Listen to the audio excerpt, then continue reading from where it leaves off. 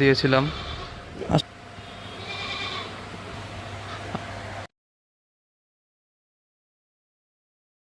আসসালামু আলাইকুম, আশা করি সবাই ভালো আছেন, সুস্থ আছেন। তো প্রায় অনেক দিন পরে আজকে ভিডিওটি শ্যুট করছি।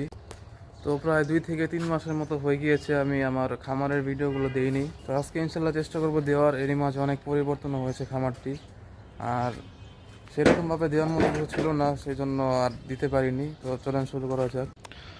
তো ছাগলের খামার থেকে শুরু করা যাক।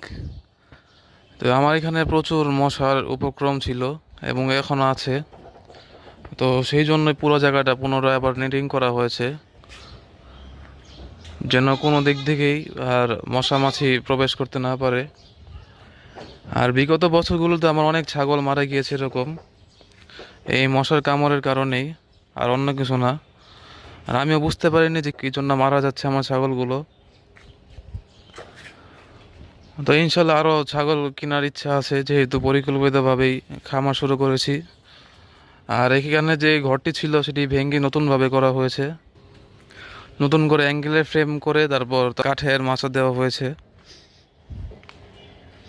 আর এখানে আরেকটি নতুন ঘর করা হয়েছে, যেখানে আমরা অথবা বাইরে থেকেও আসলে বসতে পারি। আর আমার খামারে যারা আগের থেকে ভিডিও দেখে থাকেন আমার চ্যানেলে, তারা বুঝতে পারবেন যে এটা হচ্ছে বারবারি ক্রস ছাগলের বাচ্চা।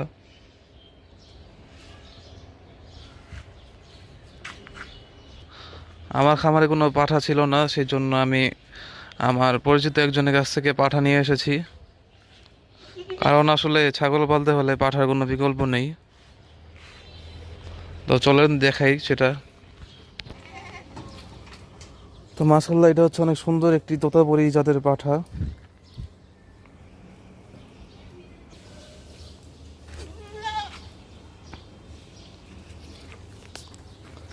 আর বলার কিছু নাই, এটা কি জিনিস যারা ছাগল পালে তারাই বুঝতে পারবে।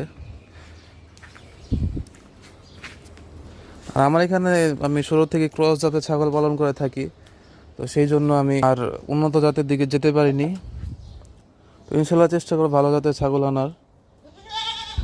নর্মালি পাঠা অনেক অ্যাগ্রেসিভ হয়ে থাকে, কিন্তু এটা ওরকম অ্যাগ্রেসিভ না।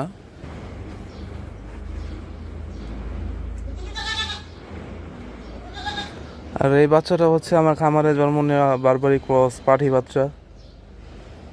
এটা মূলত পাটনায়া জাত আর বারবারি জাতের ক্রস।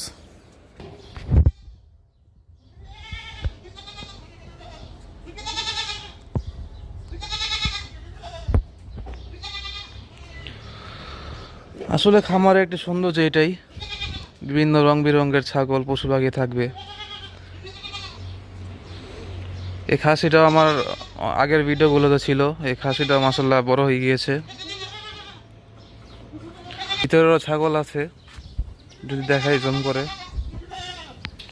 তো চলেন গরুর এদিকে যাওয়া যাক। আর অনেকে ভুল বুঝবেন, এটা মূলত আমি কিনিনি, ক্রয় করিনি।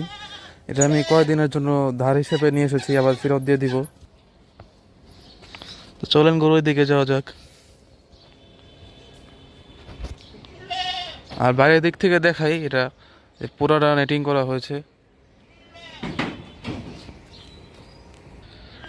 আর এ হচ্ছে আমার 2026 সালের কোরবানির গরু। সবাই মাসাল্লাহ মাসাল্লাহ বলে দিবেন। তো এটা অনেক শান্ত একটি গরু, আর শাহিওয়ালের ভালো পার্সেন্টেজ আছে মোটামুটি।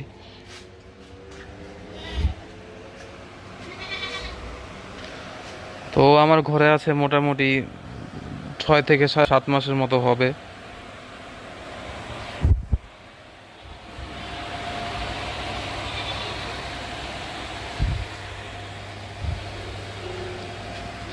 এখানে আরো গরু ছিল, সেগুলো আমি স্লটার করে মাংস হিসাবে সেল দিয়ে দিয়েছিলাম।